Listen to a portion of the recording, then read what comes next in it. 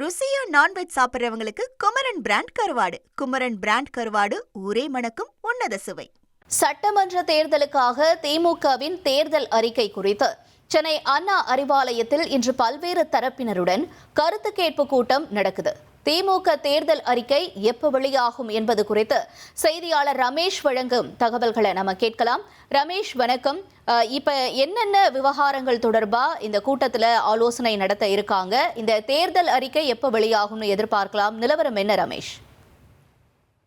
தமிழகத்தில் ஆளுங்கட்சியாக இருக்கக்கூடிய திமுக தேர்தல் அறிக்கையை எப்போது வெளியிடுவாங்க அப்படிங்கிற எதிர்பார்ப்பு அரசியல் வட்டாரத்தில் இருக்குது.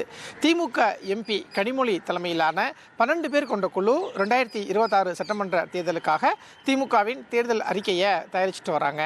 தமிழ்நாடு முழுவதும் சுற்றுப்பயணம் மேற்கொண்டு பொதுமக்கள், விவசாயிகள், வணிகர்கள், தொழில் முனைவோர்கள் அப்படின்னு பல்வேறு தரப்பினரையும் நேரில் சந்தித்து கருத்துக்களை கேட்டு அந்த கருத்துக்களின் அடிப்படையில் திமுகவின் தேர்தல் அறிக்கையை தயாரிப்பதற்கு திமுக தலைமை முடிவு பண்ணியிருக்கிறாங்க. இன்றைய தினம் திமுகவின் தலைமை அலுவலகமான அண்ணா அறிவாலயத்தில் பொதுமக்கள் உட்பட பல்வேறு தரப்பினரை சந்தித்து திமுக தேர்தல் தயாரிப்பு குழு கருத்துக்களை கேட்க போகிறாங்க. இந்த சூழலில் திமுகவின் தேர்தல் அறிக்கை எப்போது வெளியாகும் அப்படின்னு திமுக வட்டாரத்தில் விசாரித்த போது சில தகவல்கள் கிடைக்கப்பெற்றன. அதாவது இந்திய தேர்தல் ஆணையம் தமிழ்நாட்டில் சட்டமன்ற தேர்தலுக்கான அறிவிப்பை வெளியிட்ட ஒரு 2 நாட்களுக்குள்ள திமுகவின் தேர்தல் அறிக்கை வெளியாகும் அப்படிங்கிற ஒரு தகவல் கிடைக்கப்பட்டிருக்கு.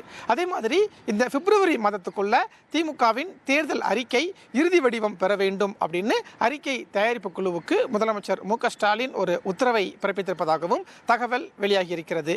அதே மாதிரி திமுகவின் மாநில மாநாடு மார்ச் 8ஆம் தேதி திருச்சியில் நடைபெற இருக்கிறது. இந்த மாநில மாநாட்டில் முதலமைச்சர் மு.க.ஸ்டாலின் பேச இருக்கிறார்.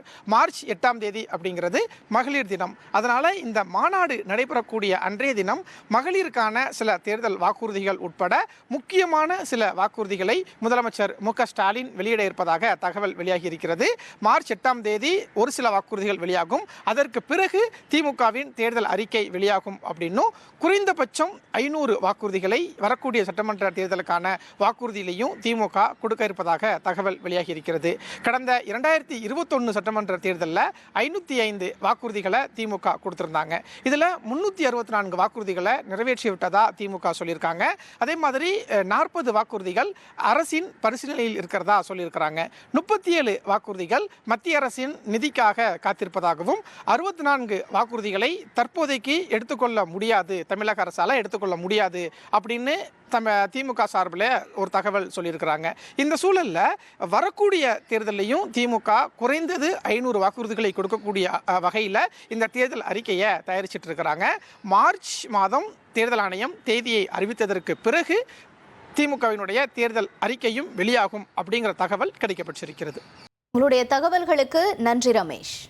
ருசியா நான்வெஜ் சாப்பிட்றவங்களுக்கு குமரன் பிராண்ட் கருவாடு. குமரன் பிராண்ட் கருவாடு ஊரே மணக்கும் உன்னத சுவை.